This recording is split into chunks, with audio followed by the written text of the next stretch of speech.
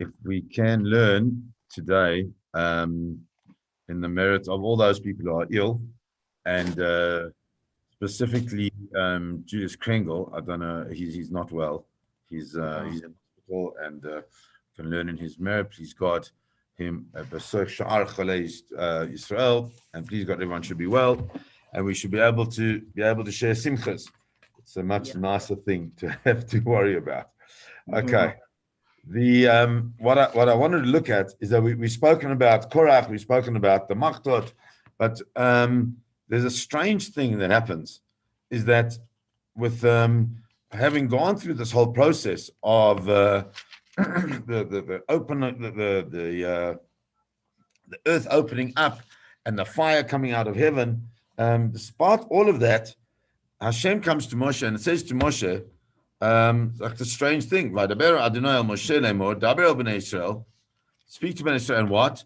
V'kach meitam mateh levet av, meit kol nesi'eim levet avotam, shnei masah matot. Everyone must take 12 matot, 12 staffs of each of the leaders of the people.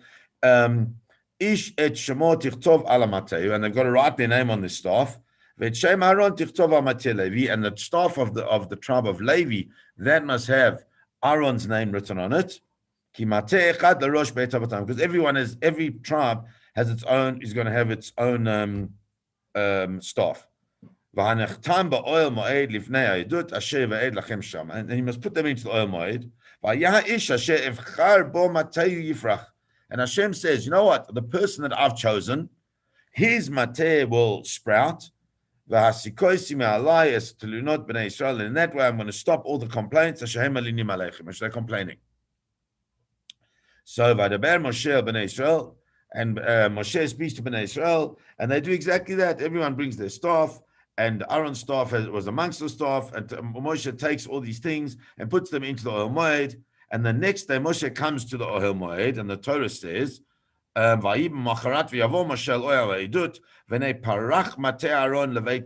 obviously we know that Aaron is the one that's chosen, and his mateh sprouts. And what does it sprout? So there becomes there are flowers, and there are these different flowers, and the and buds and almonds that are ripen. And Vayetze Moshe et kol hamatot milifnei Adonai el bnei Yisrael vayiru vayikchu ish mateu. And Moshe Rabbeinu goes out and he takes all the matot out of the oil moed, and everybody gets their mateh. And Hashem says to Moshe, bring the Hashevet mateh Aaron lifnei adut lemishmeret laot livnei Mary. Says, take this mateh of Aaron and let it be a sign for all those who keep on fetching and arguing and complaining, and then no one will die any longer. And Moshe does exactly what he's told. And the question that obviously has to be asked is that it's a little bit crazy. How can it be that Moshe Rabbeinu is told by HaKadosh Baruch Hu at this point in time, having seen the earth like open up and having seen fire from heaven, why does he need an additional proof to show that Aaron is the Kohen Gadol? Surely by now that everything has happened, Bnei Israel are like, okay, we believe. But it's clear that HaKadosh Baruch Hu feels that there's an additional need of some type of proof in order for there to be, for the people to really kind of like be entrenched in exactly what is going to go on. So the Rashbam notes that there are a whole bunch of miracles in what happens. We have a mateh, which is a dry piece of wood. Suddenly it has blossoms, and it does it overnight, which is normally a process, and everything. There are blossoms, there are buds, there are actual almonds, all of that, which is supposed to take over a period of time. It all happens simultaneously. So this miracle is supposed to, says the Rashbam, silence the complainers of Bnei Israel. It's the absolute proof, and now that's it, no more. However, the question is, why is this staff the most appropriate proof against the challenge from Korach and the others? Number one, and if it is such a brilliant proof, So why did HaKadosh Baruch have to go through this whole process? And 250 people die, and Korach and Datan and Aviram die. All these things happen. So why is it that HaKadosh Baruch Hu just didn't bring this thing right at the beginning? It's the perfect proof. There must be a great thing. So Rabbi Mordechai Druk says it's the same question that we have at another stage in Jewish history. The other stage in Jewish history is when Eliyahu lives in this era where everybody's serving Baal. And Eliyahu decides and decrees that there needs to be a drought on the land, so that the people will begin to start davening to HaKadosh Baruch Hu. But after the drought, he goes and he takes all the prophets of Baal, and we know onto the mountain, and he does this whole big thing on Har Carmel. Okay, so why don't you just do that initially? It's the same question. Why do we have to have a big miracle thing happen after a whole bunch of other thing happens, when the miracle seems to be the thing that is the final proof? And he explains that the reality is that people are so close-minded that sometimes, even when the truth is staring directly in their faces, I mean, we're experiencing it now with Israel, right? It's directly in their faces, right? Nonetheless, they don't see the proof. So they don't see the truth. Truth sometimes is a difficult thing for people to accept, and so therefore there needs to be an experience that kind of breaks the people's resolve in the reality of what they perceive. And so therefore that's exactly what happens. Only once the attitude, this mocking attitude of Korach is broken through this incredible thing of the earth opening up its mouth, only at that point are Bnei Israel ready to accept the truth. And then now that they're ready to accept the truth, now we can show them what the truth really is through the experience of the staff. Says Rav Mordechai Ezrachi explains that the staff, this mateh of all of them, why do they need them? Because the staff is the symbol of stability and reliability. You can lean on it for support, and because of that, it's the perfect choice to be used as who really is the leader. So they all bring their stars. They all bring this thing that is stability and reliability, and what's going to come out of this is who HaKadosh Baruch Hu feels is the most stable, the most reliable, the one that everybody else can rely on, because he himself relies on that as well. And so what they do is they come and they bring all their staffs, and they bring them before the Ohel Moed, and out comes an almond tree. And the question is, why dafka an almond tree? It could have been any tree. Can you imagine? Can you imagine if it had been an orange tree? Why did a dafka have to be this almond tree? And even if it had been nothing and just only in the morning, all that would have happened was that Aaron's staff just had some leaves growing out of it, or some branches growing out of it, the others didn't, then that in itself would have been sufficient for Bnei Israel to say, oh, that's unbelievable. It's obviously that HaKadosh Baruch Hu is backing Aaron. And so therefore comes along Rav Shimshon Raphael Hirsch. And Rav Shimshon Raphael Hirsch is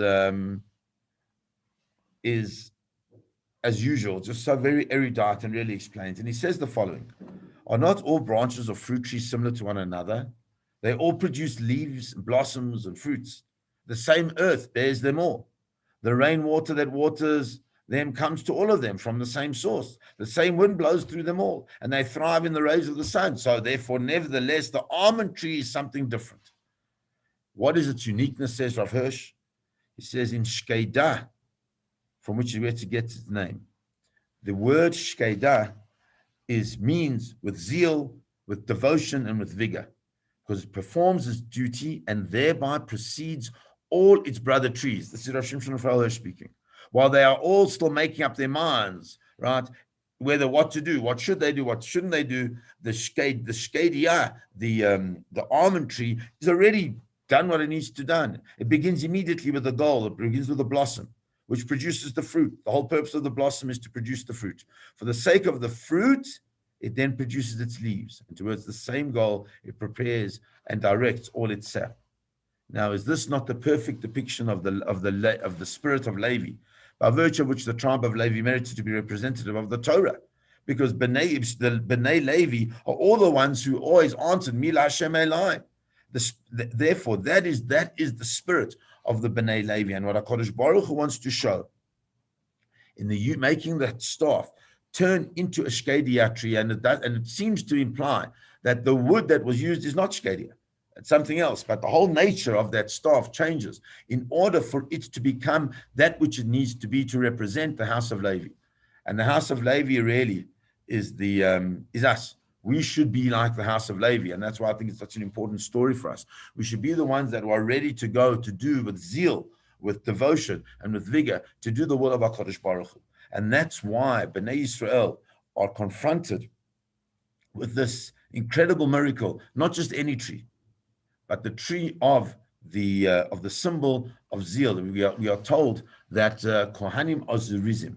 We're told that Kohanim are these people that do things with incredible amount of alacrity.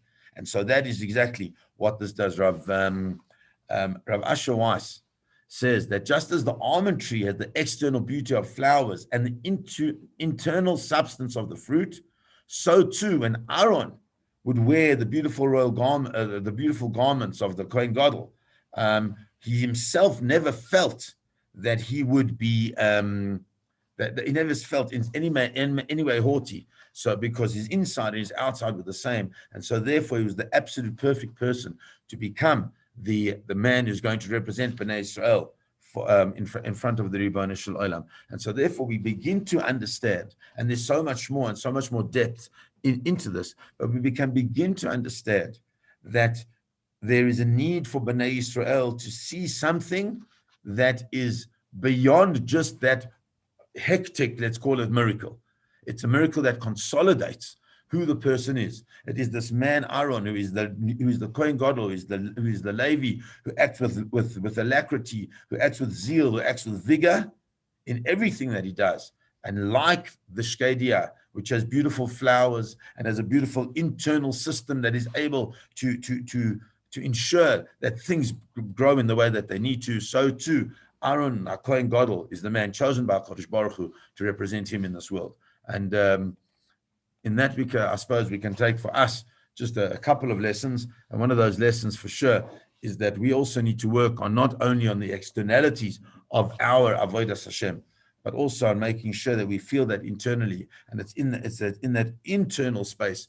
I spoke on Shabbos afternoon where we have to find our shalhevet, our fire that burns inside, that fire can then warm